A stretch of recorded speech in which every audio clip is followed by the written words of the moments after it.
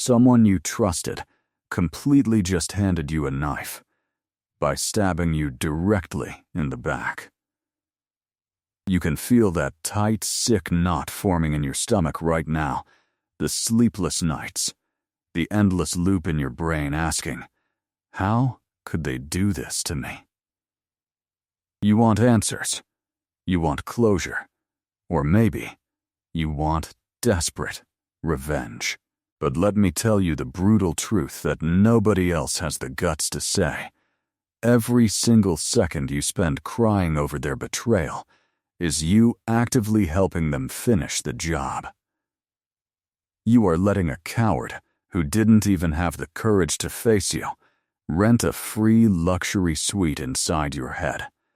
You are burning your high-value creative energy on a historical event that cannot be altered, patched, or undone. But the rare top-tier anomalies of this world don't do that. They don't complain. They don't post sad quotes on social media, and they definitely don't look for an apology. Instead, they practice a lethal psychological concept known as amor fati, the absolute, unconditional love of one's fate. They don't just survive the betrayal, they love the fact that it happened. Why? Because they view that backstabbing narcissist not as an enemy, but as a free piece of high-grade nuclear fuel delivered straight to their doorstep. They take the pain, the disrespect, the sabotage, and they compress it inside their internal reactor until it turns into a terrifying, unyielding level of pure, raw dominance. If your analytics, your business, or your mental peace are currently stagnant because someone crossed your boundaries, you are bleeding out. Today, we stop the bleed. No fake motivation, no soft self-help garbage, just the cold, clinical blueprint on how to weaponize the damage they did to you, starve them of your reactions, and build an empire out of the very bricks they threw at your head. Let's talk about why you are actually losing this psychological game right now. It's not because they lied to you. It's because your ego is deeply offended that you weren't smart enough to see it coming. Think about how a covert manipulator operates. They didn't drop a bomb on your life out of nowhere. They slowly siphoned your boundaries over months. They watched you accommodate their small slights. They watched you justify their red flags. And they realized you are soft. So, they struck, and now they are sitting back, waiting for your predictable reaction. They are waiting for you to call them, to argue with them, or to look for closure. Every time you give them a visual or emotional reaction, you are validating their status in your life. You are telling them, your opinion of me matters more than my own stability. The moment you switch your mindset to amor fati, the entire dynamic flips completely. You stop looking at betrayal as a tragedy and start looking at it as an automatic filter system. That person didn't break your circle, they just cleaned it. They showed you exactly where your perimeter was weak. They gave you the data now. The question is, what are you going to do with that data? To truly understand how to convert this damage into power, you must adopt the mindset of a cold clinical engineer. A weak mind allows the heat of betrayal to melt their ambition. A dominant mind uses that exact same heat to forge an entirely new layer of armor. When a covert narcissist drops a passive-aggressive smear campaign against you, your instinct is to run out and correct the record. You want to tell your friends, your family, your colleagues, your side of the story. You want justice. But the moment you do that, you are bleeding valuable energy into a system you do not own. The Machiavellian Stoic does something completely unnatural. They lock the gates of their inner fortress and apply a policy of absolute, crushing silence. They don't send a warning text. They don't block you with drama, they simply vanish from your psychological spectrum. This creates a terrifying phenomenon known as the operational void. When a manipulator hurls an attack at you, they expect an immediate defensive echo. They need your rage to fuel their narrative.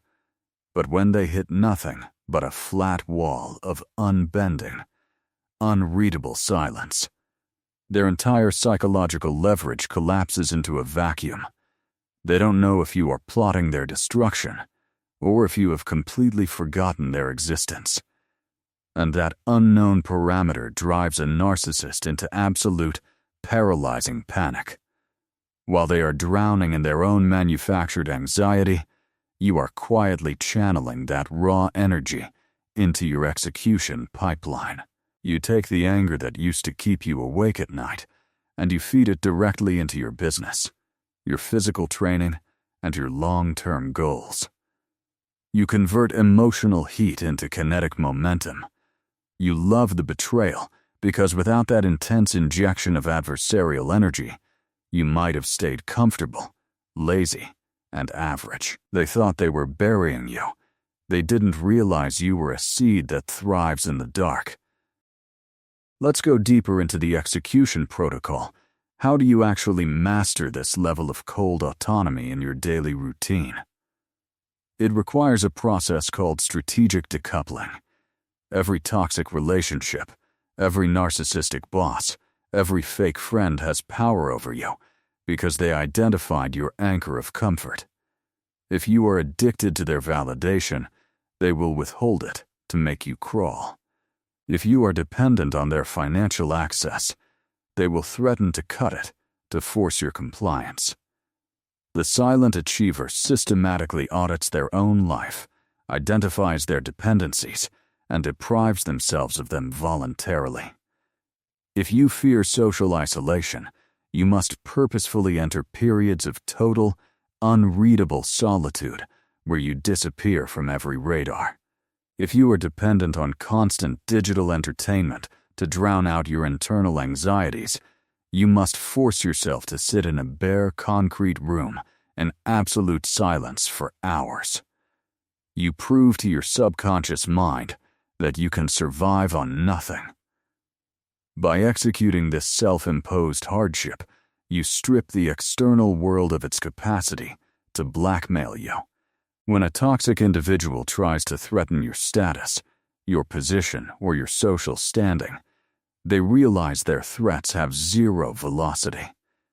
They look at a person who is perfectly content with sleeping on a cold floor and wearing a simple dark cloak, and they realize, I have no leverage over this mind. You have castrated their power to manipulate you through fear. You become an anomaly, an independent element in a heavily dependent matrix. Your self-respect becomes non-negotiable because it is no longer tied to their approval or their comfort zones. The final milestone in this journey of supreme defiance is mastering the friction protocol. In your everyday operation, friction is completely inevitable. Emergencies will strike, allies will turn, and chaos will occur without warning. The soft, untrained mind treats friction as a signal to panic, to cry out, or to seek immediate escape. The silent achiever treats friction as an operational baseline. They train their nervous system to remain flat, slow, and analytical when everything around you is accelerating. You achieve this by intentionally inserting microdoses of physical and mental friction into your actions.